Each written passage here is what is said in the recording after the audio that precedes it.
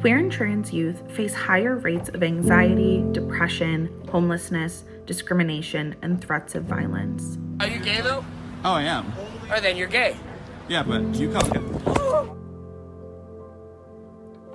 These challenges are being exacerbated right now by anti-LGBTQ bills that are being introduced across the country that target queer and trans youth in their schools, at home, and in healthcare settings.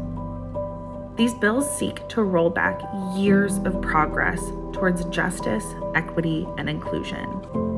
When it comes to bills that target trans youth, I immediately feel angry. It's been very scary and overwhelming.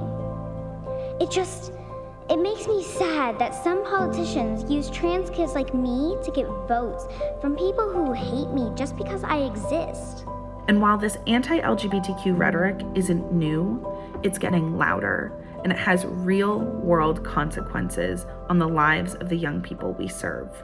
God has instilled the power of civil government to send the police in 2019 out to these LGBT freaks and arrest them and have a trial for them, and if they are convicted, then they are to be put to death. How many parents want their kindergartners to have transgenderism or something injected into classroom instruction? SMYAL has been supporting and empowering LGBTQ youth for close to 40 years. Since our founding in 1984, we have worked to ensure that our community has safe places to be who they are, access to critical resources, and support on every step of their journey. And while the needs of our youth have evolved over the last 4 decades, our work and programs have evolved with them. My name is Harmony Giovanni.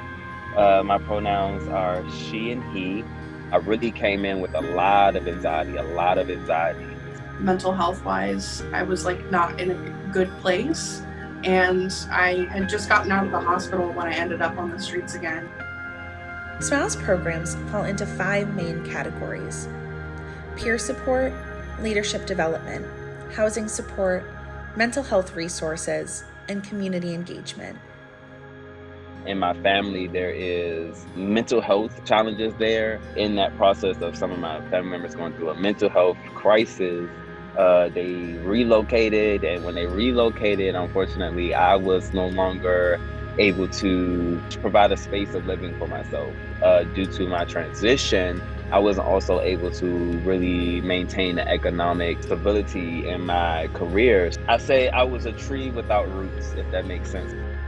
I just needed to find real support, and I needed to find it quickly. I needed to find a place where I could really rest my head and my mind. I was going to say something around instability for housing, not necessarily having a long-term guarantee of where you're going to be able to sleep or live. Our housing program, for example, works to address not only the mental health needs of our youth, but we help get them connected to employment and educational opportunities. In my experience with being homeless, 18 months was not enough time to make up for 23 years of being homeless.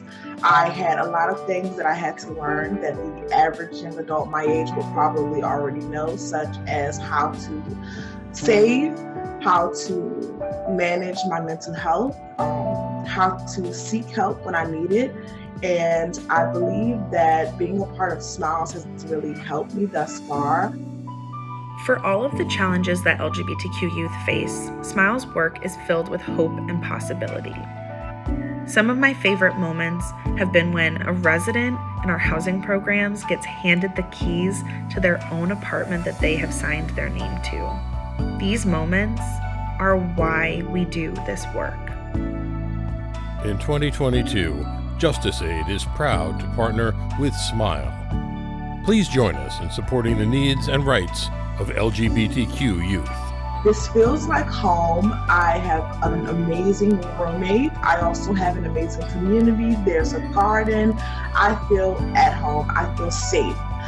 One of the things that we lack in the LGBTQ community is feeling safe.